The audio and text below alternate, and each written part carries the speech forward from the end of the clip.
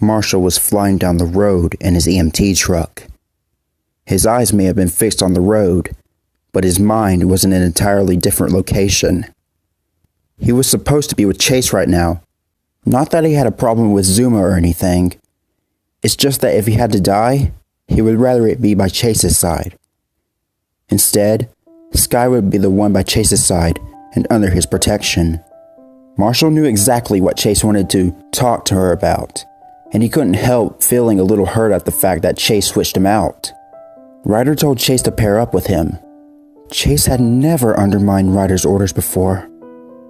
But now here he was, undermining orders just to be with Skye. Thinking of this caused Marshall to let out a huge sigh. "Marshall, you okay, dude?" Marshall was knocked out of his thoughts by the chocolate lab driving up beside him. "Yeah," Marshall replied. "I was just kinda lost in thought there." "I hear ya. I can't stop thinking about Walkie," Zuma said, the worry clear in his eyes. "I'm worried about everyone," said Marshall. "We don't know what happened to Rocky. We don't know what happened to Ryder. We don't even know what's going to happen to us. Losing Rubble was hard enough, and I just don't know how much more of this I can take." Zuma just stared sadly at the Dalmatian. Marshall wasn't the only one feeling this way. They all felt the same. The walls were closing in, sealing off all hope that might have been shining through the crevices. This nightmare night was taking its toll. "I know what you mean. We didn't do anything wrong. We don't deserve this. Any of this," Zuma answered. The drive to Captain Turbott's seemed to go on forever. The two couldn't help but wonder how the others were doing.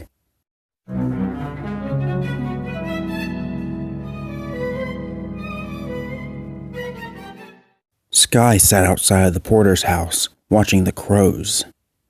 The black bird seemed to stare at the cockapoo in an eerie fashion. Skye started to feel slightly uneasy as more crows began to gather and land atop the porter's house. Even though these birds weren't eagles, she still got that certain shiver from them. On top of being creepy, they were still bigger than her.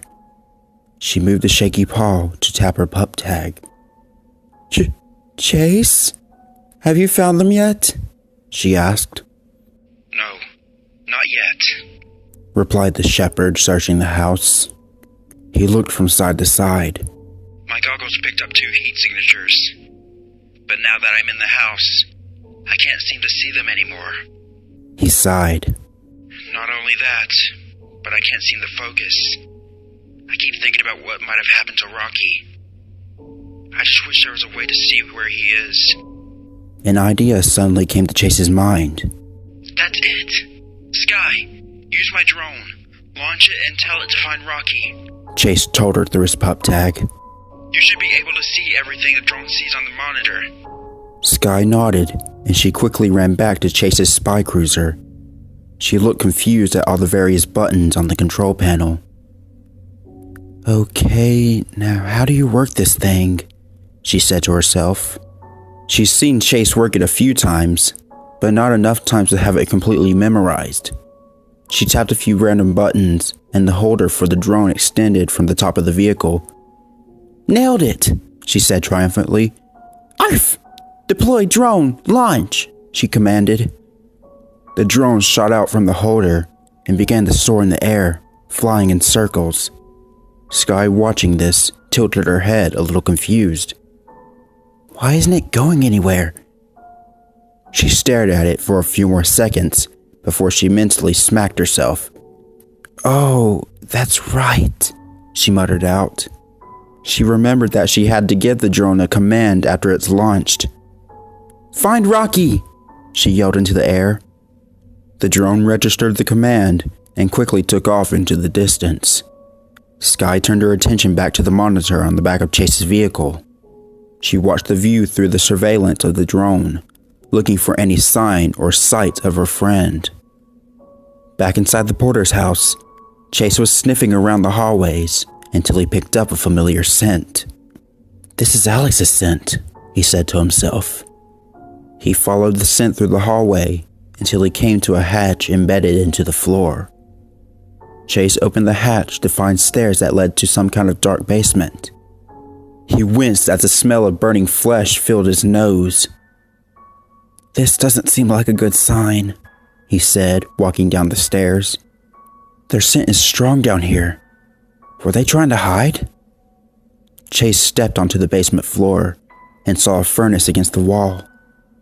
He continued to sniff the floor, looking for clues. But the floor was so dusty that he immediately started sneezing. His nose led him to the furnace, where the smell of burning flesh, along with the scent of the porters, was the strongest. Chase got a bad feeling in his stomach as he walked closer to the furnace. He sniffed near the flames, and his eyes became wide. He looked around the basement for anything that he could fill with water. He grabbed a nearby pail atop a dusty table and ran to the nearest source of water to fill it up. After doing so, he ran back into the basement and up to the furnace. He doused the water into the furnace, and the large flames sizzled out, making smoke cover the room. Chase covered his muzzle with his arm and let out a few coughs. When the smoke began to clear, he walked back up to the furnace and peered inside. It was just as he feared. The furnace was littered with extremely burned and severed limbs that carried the scent of both Alex and Mr. Porter. Chase removed his spy helmet and bowed his head, giving the two a moment of silence. In Chase's mind, Alex was always somewhat annoying, but he didn't hate him, and he certainly wouldn't wish this on him. Alex looked up to them after all.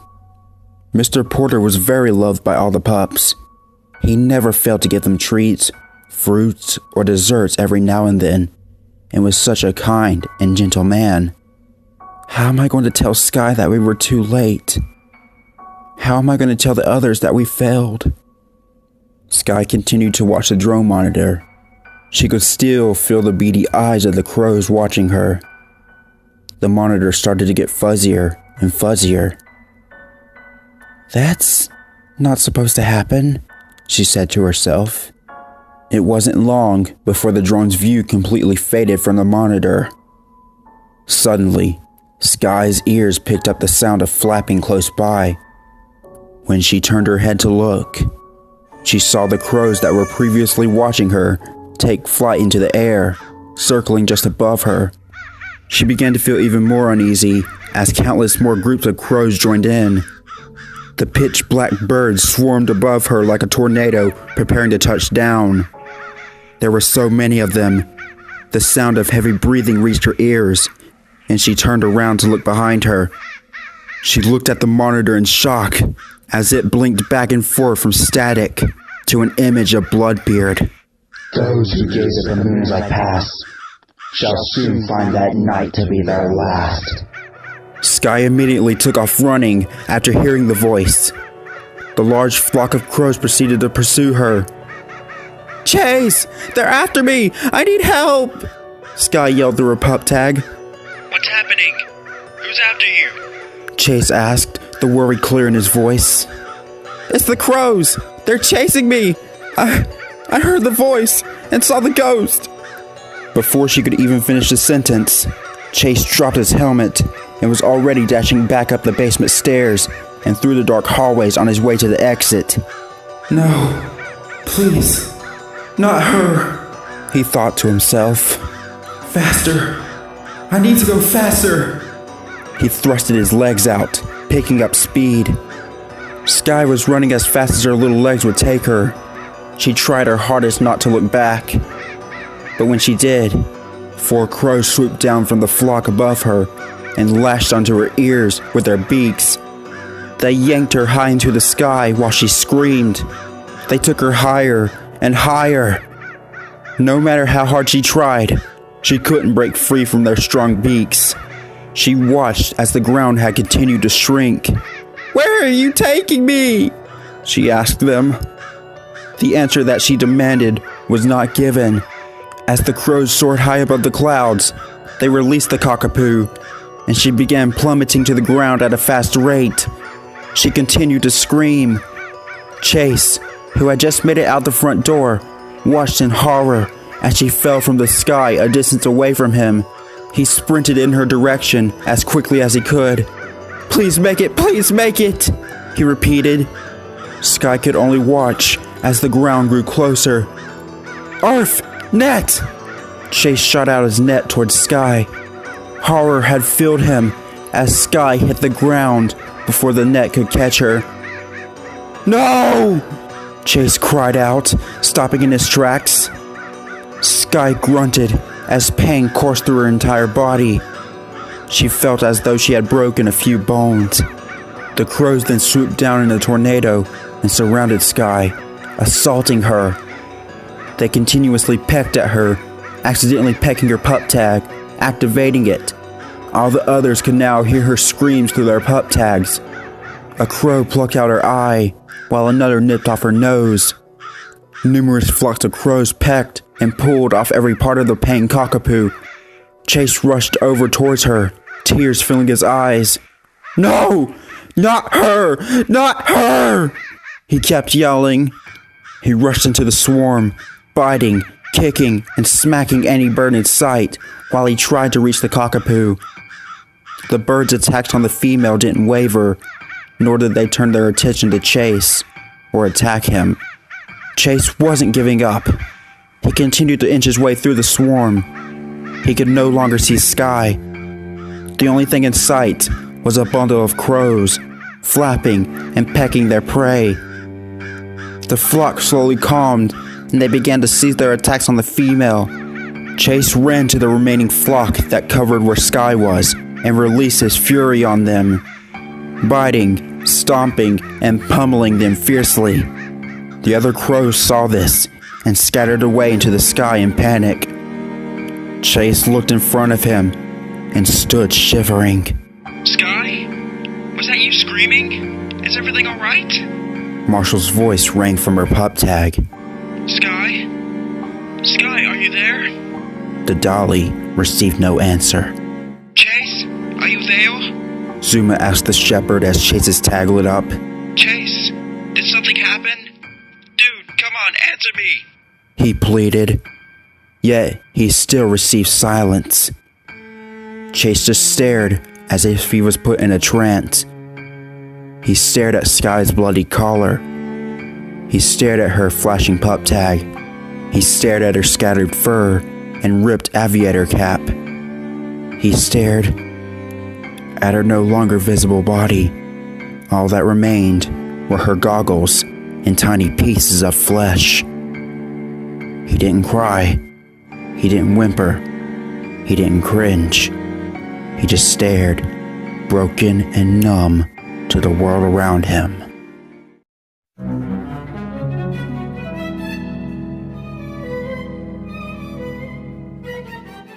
Marshall had a bad feeling in the pit of his stomach. Why wouldn't she respond? He pondered to himself. Skye screamed like she was in trouble. And what was with all the bird noises? What happened?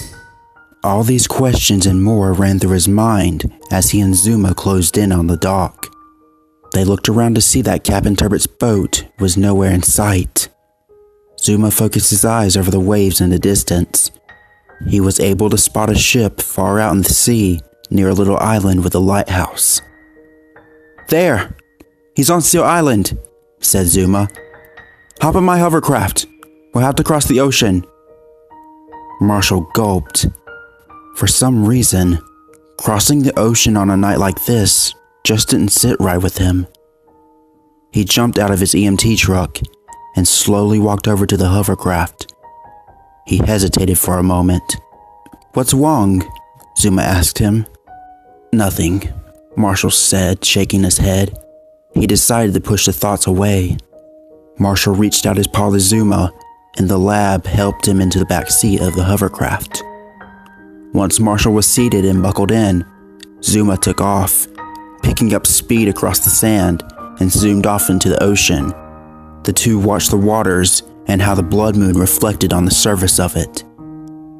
Even on a night like this, All seemed calm with the ocean. Despite the situation, seeing this calmness within the ocean relaxed Zuma a little. He loved the ocean, and the serenity and peace within it always calmed him down. As Marshall stared at the reflection of the blood moon, he noticed something disappear around the borders of the moon. He looked to the sky and noticed something that he hadn't before. There were red stars surrounding the moon, 4 in total. The red stars were tiny, but still noticeable. "Zuma, do you see that?" Marshall asked Zuma, causing him to look up. "Yeah, that's the blood moon, remember? It's been there all night." "No, not that. I'm talking about those tiny stars going around it," Marshall said, pointing. Zuma squinted his eyes, looking closer, and he did indeed see the stars. "I see them. They're red, just like the moon," replied Zuma. "Not only that, those 4 stars are the only red ones in the entire sky," Marshall added. "What do you think it means?" Zuma asked. "I don't know," answered Marshall. The hovercraft began to close in on the island. After riding on shore, Marshall and Zuma hurriedly jumped out of the hovercraft. They stared at a ship floating near the shore a distance away from them. It was the same ship that they were supposed to have the Halloween party on. Marshall, taking the quiet scene in, felt an unusual chill. "Something just seems eerie here," he said. "What do you mean?" Zuma asked, turning to look at him. "It's just so quiet. Too quiet.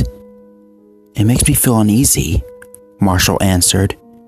Zuma proceeded to walk over to the boat, and Marshall followed behind. They walked up the wooden ramp of the ship and onto the deck. Decorations from the party they were supposed to have still hung around the ship. The two approached the back end of the deck and knocked on the entrance door to the inner parts of the ship. No one answered. Zuma decided to pull on the door to see if it was unlocked, and surely enough, it was. He opened the door and they walked in. The inside of the ship was actually bigger than it looked from the outside. There was even a wooden staircase that led down deeper into the ship. Tiny lanterns were hung on the walls. "Captain Turbot?" Zuma called as they carefully inched down the creaking stairs. "Captain Turbot?" Marshall called as well. As they walked deeper down the stairs, they noticed that the lower part of the staircase had no lanterns on the walls. Near the bottom of the stairs, there was a dim light coming from around the corner. The two could hear noises, as if someone was chopping something up. Marshall and Zuma gulped. "Captain Turbot?" Zuma called as they walked down the last of the stairs. "In here, guys," called the captain from around the corner. The pups were relieved and surprised to hear his voice. Once they had gotten to the bottom of the staircase, around the corner was a small kitchen area. "Wow, Captain Turbot, I didn't know your ship had a secret kitchen," Zuma said, looking impressed. Captain Turbot had his back turned to them while he stood chopping something on the counter. He chuckled. "Well, there's a lot of things that you don't know," he answered, his back still turned to them. Captain Turbot, we really need you to come with us," Marshall said, interrupting the small talk. "This is going to sound crazy, but there's this ghost pirate that's going around killing everyone." Captain Turbot chuckled once more while still chopping. "Oh, I wouldn't find that hard to believe," he replied. The two pups found his behavior to be very strange. He continued to chop the unknown object.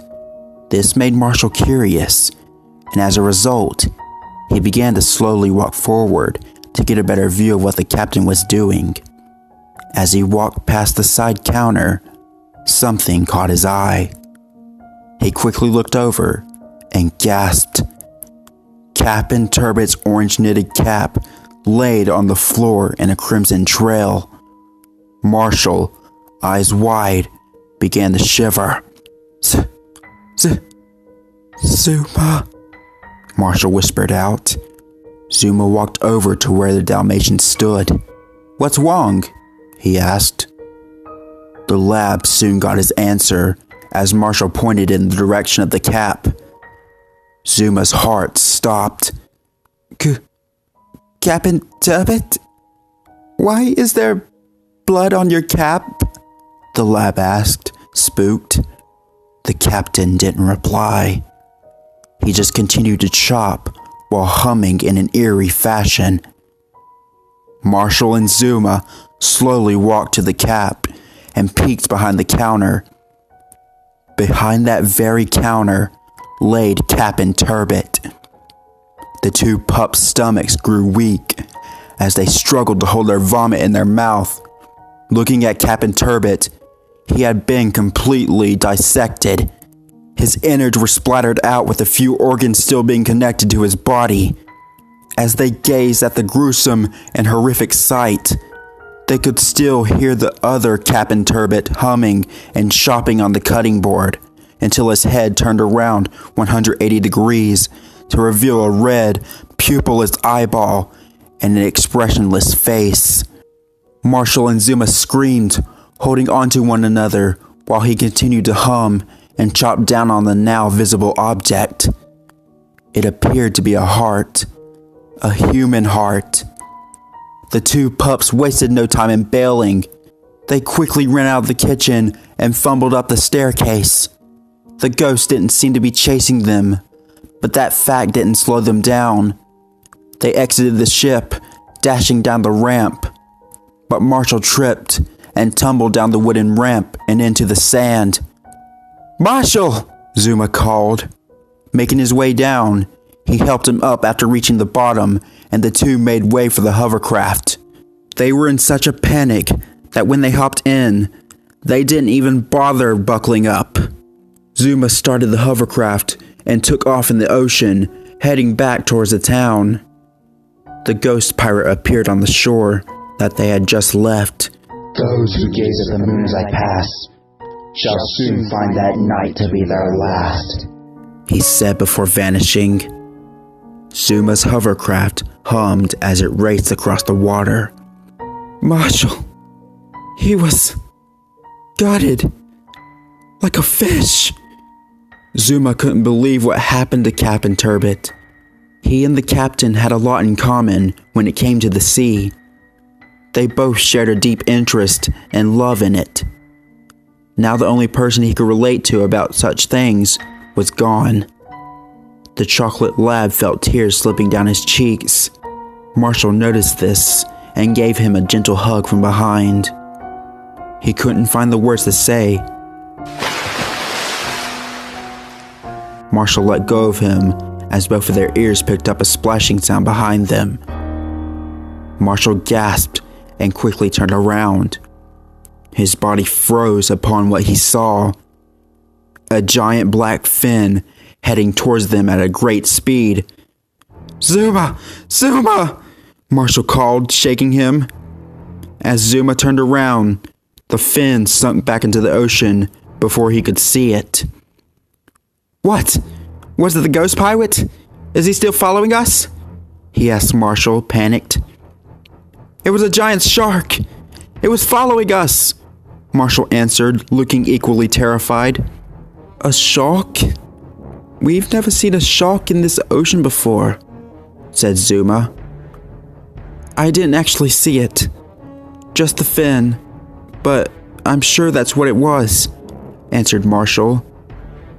Zuma looked side to side at the hovercraft, but saw nothing. Keep an eye out for it, and hang on. Zuma pressed down on the gas and sped the hovercraft up. Marshall, although scared, did as he was told. When he looked upon the waters, all he could see was the red tint and reflection from the blood moon. He wouldn't give up. He narrowed his eyes and concentrated hard from a distance, watching behind them. The shark suddenly sprung out from the front of the hovercraft. Whoa! Zuma was able to duck just in time as a great white shark jumped up before snapping at him and completely diving over the two. Marshall wasn't exaggerating when he called the shark giant. In fact, calling it giant was a complete understatement, though the two have never really seen a shark up close and personal like this. The great white dove back into the ocean, creating a massive shockwave on the surface of the waters, creating waves that shook the hovercraft violently. That thing was huge, Zuma said, trying to gain back control of the craft. Marshall didn't say a thing. He just laid low, covering his head while his teeth chattered. "Marshall, can you see it?" he called out. Marshall shut his eyes tight and continued shivering. "Marshall!" "No, I'm too scared. I don't want to get eaten," Marshall whispered. Zuma scoffed at the situation that they were put in. This didn't look good at all. "Marshall, please. I need to focus on getting us back to the shore safe. I need you to keep looking out for..." Zuma's sentence was cut short as the ginormous great white tore through a part of the hovercraft with its powerful jaws.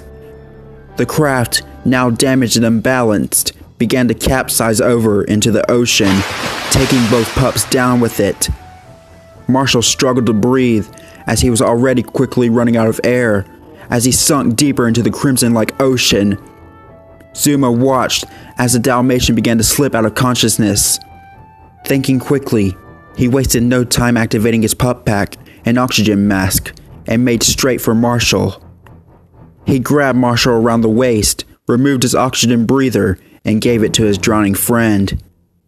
Zuma adjusted the breather on Marshall's mouth before activating the jet propeller mode on his pup pack and heading towards the surface. "Stay with me, dude. We can't lose you." Zuma looked around for any sign of the titanic beast, but he couldn't find even a trace of it. "Where'd that thing go? Something that big shouldn't be able to hide. Unless..." Zuma looked below him, and surely enough, a wide mouth with sharp teeth was speeding toward him from the deep. He was able to dodge the massive jaws just in time and swam to the surface. Still toting Marshall, he quickly made his way for the beach shores. "Just a little closer. Why can't this thing go any faster?" The tall fin was speeding towards Zuma, and the safety of the shore seemed miles away. Zuma's legs were starting to get tired, as he had been kicking them to swim faster in tandem with his pup pack. He continued to hold on to Marshall tightly. His breathing was becoming heavy, but he focused his eyes on the approaching shore. "I won't give up. Not with Marshall on the line." Zuma bared his teeth and kicked his legs as fast as he could, greatly increasing his speed.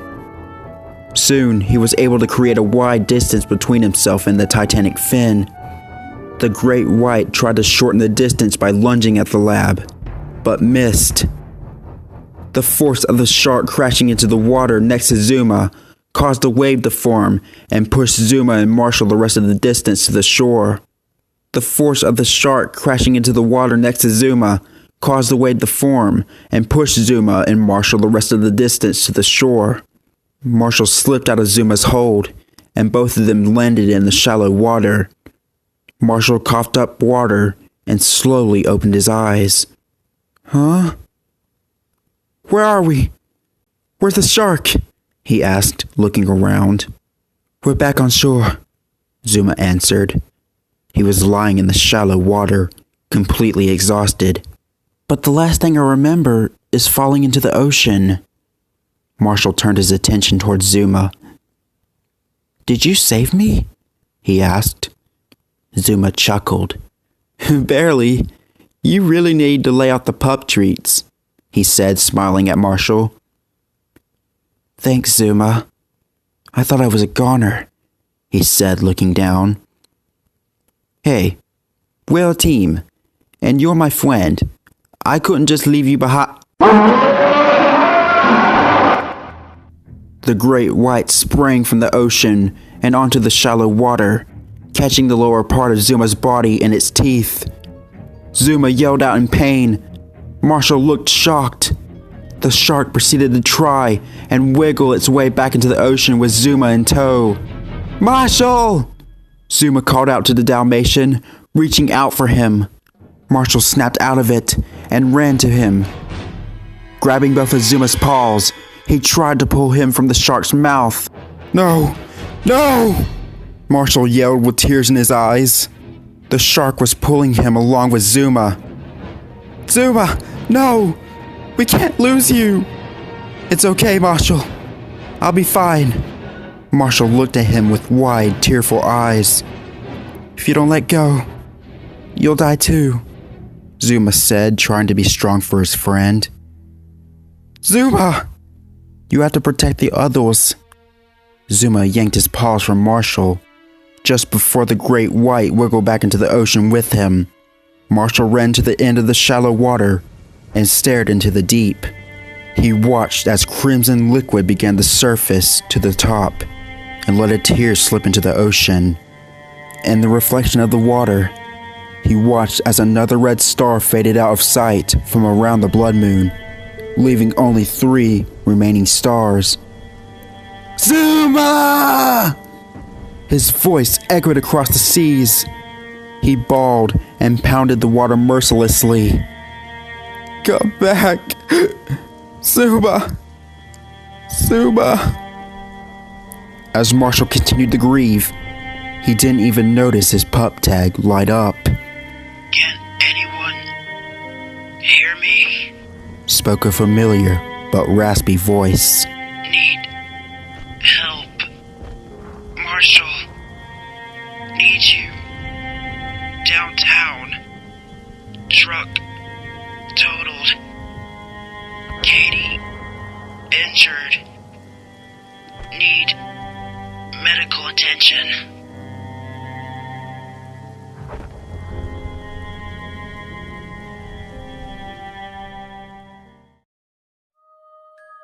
Well, hello there, my horror crew. I hope you enjoyed today's narration. If you did, make sure to hit that like button, subscribe, turn on notifications, and click that bell. As you see right next to me are my social media links. They will be down in the description below if you want to check them out. So yeah, I hope you all enjoyed today's video, and I will see you in the next one. Have a scary day, my horror crew.